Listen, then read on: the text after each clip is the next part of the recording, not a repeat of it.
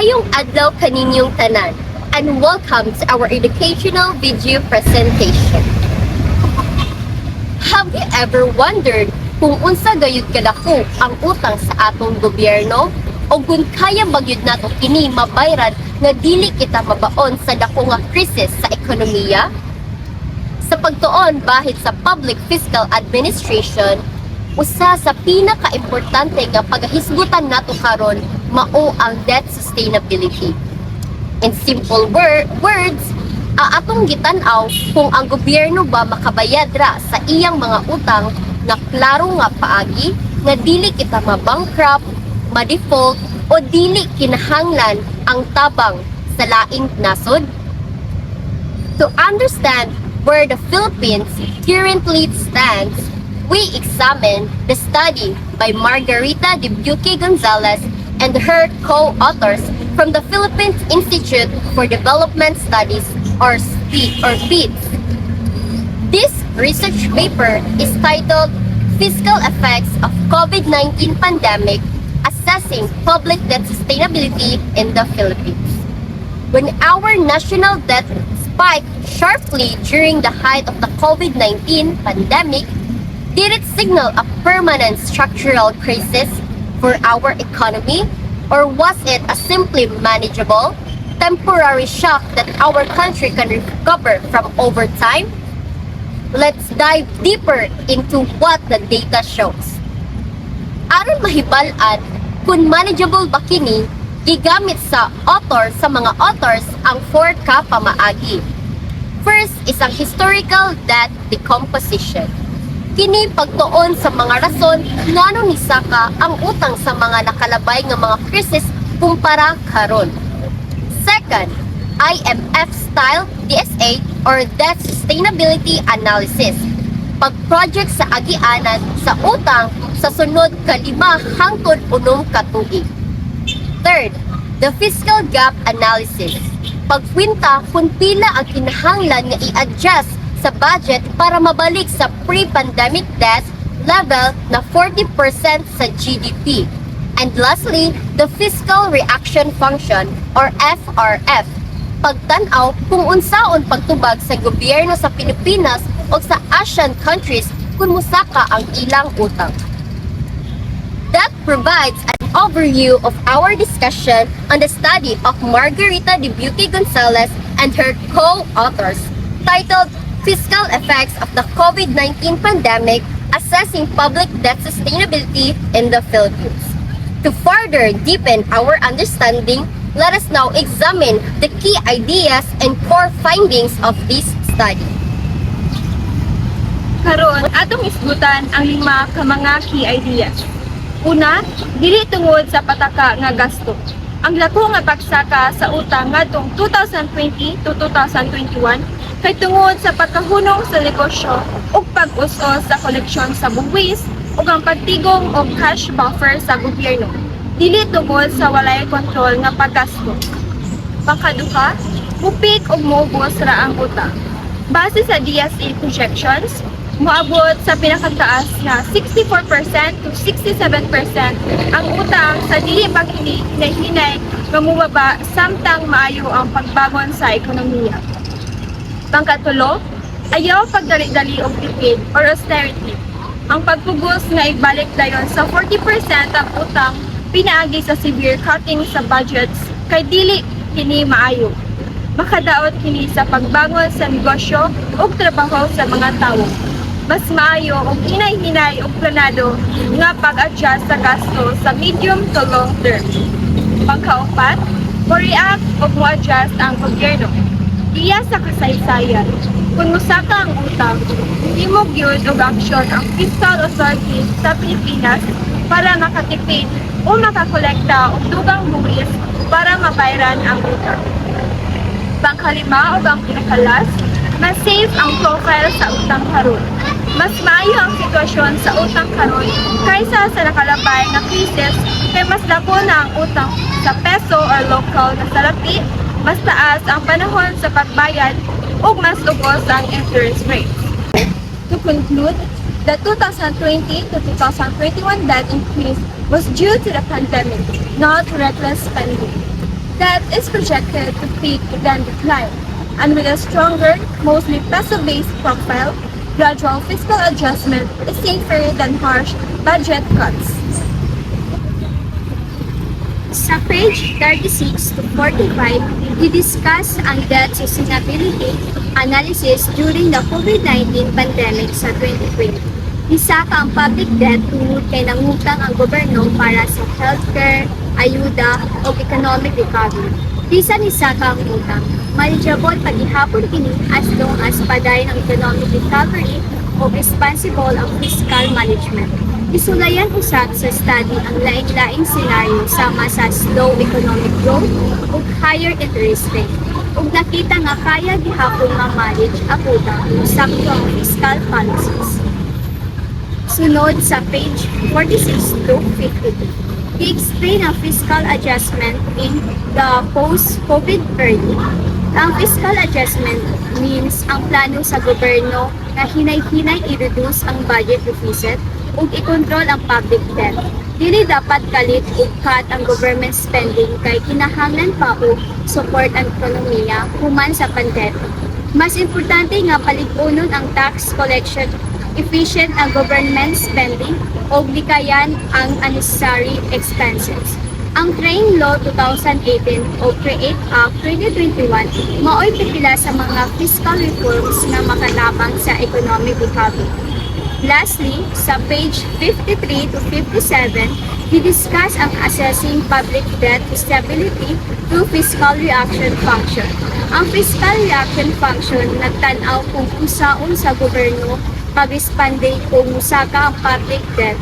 Kung musaka ang utang, ang gobyerno kinahanglan mo improve sa tax collection, mo control na spending o maminusan ang budget deficit. Based sa study, ang Philippines kasagaran naghimo ani nga mga adjustment mao nga sustainable paghihapon ng public debt kung magpadayon ang responsible fiscal management. That concludes my discussion.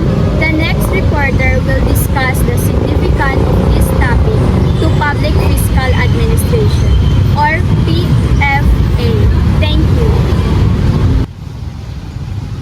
Moving forward, we will tackle the significance of public fiscal administration and why this research on COVID-19 debt sustainably is so important for public fiscal administration or PFA.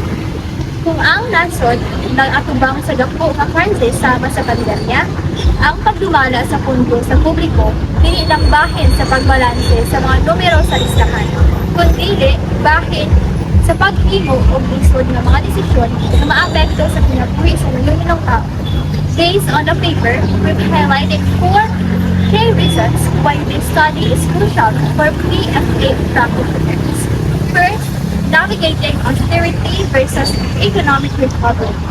During a crisis, financial managers face a huge dilemma questioning why should we cut spending immediately to pay off debt.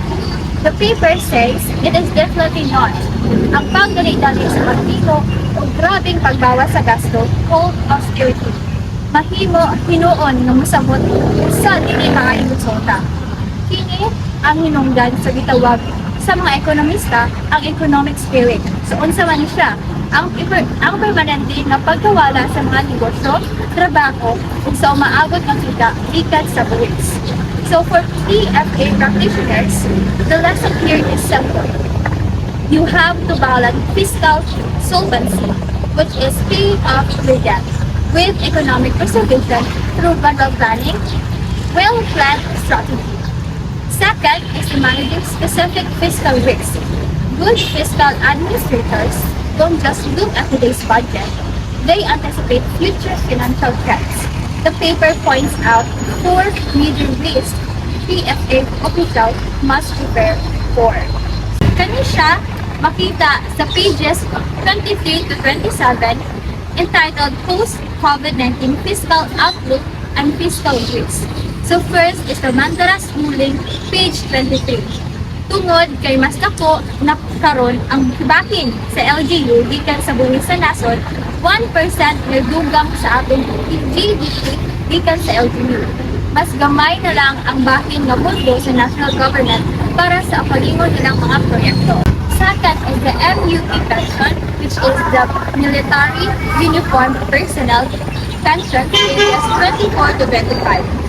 Unsa man ni siya, ang mga pension nga walay igong pondo para sa mga sundalo ug nga kawani nga naka-uniforme mahimong mukhang edad sa hangtod sa 850 billion pesos matag tuig sa sunod na 20 ka tuig kung dili kini gusto ang sistema.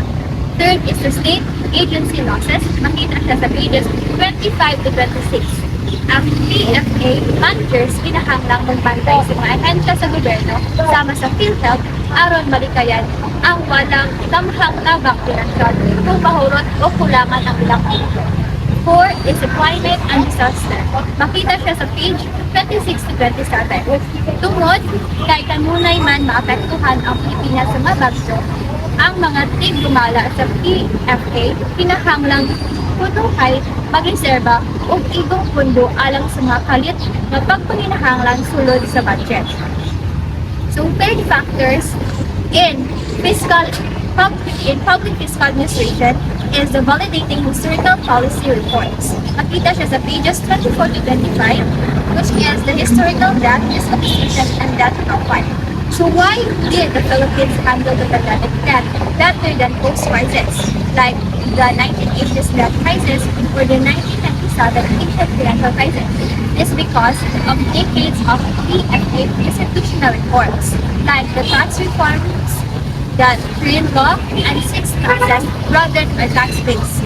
Budget execution reforms like cash-based budgeting and standardized procurement laws improve spending discipline. Next is the smarter debt management, shifted our borrowing to local currency like longer payments terms, protecting us from sudden dollar exchange rate shocks. So finally, the last major importance of public fiscal administration is proving long-term solvency through fiscal responsiveness. Page 1, pages 18 to 34, the fiscal reaction functions. In PFA theory, ang gobyerno adunay tulubagon kung mapatun-an nga kini adunay fiscal reaction function. Unsa man ni siya, mao kini ang mas formal nga pagkasuti. Matag higayon nga mataas ang utang sa publiko, ang gobyerno maghimo dayon og sistematikong rakap aron mapapugnan ang paggasto o mapataas ini ang kita aron masulbad ito. So the paper's economic models prove that Philippine fiscal authorities historically act responsibly when debt rise.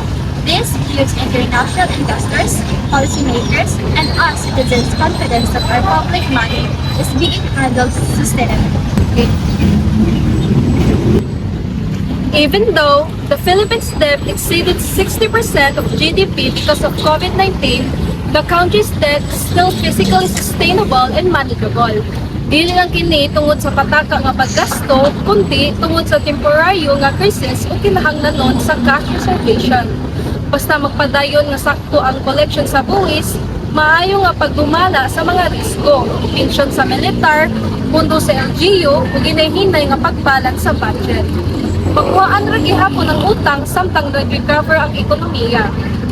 In the end, with disciplined fiscal management and continued economic growth, the Philippines can recover the challenges and build a stronger and more resilient future. And that concludes our discussion about the research paper titled Fiscal Effects of COVID-19 Pandemic, Assessing the Public Debt Sustainability in the Philippines by Margarita de Beauty Gonzalez and her co-authors. I hope that you have learned something in our discussion today. Thank you!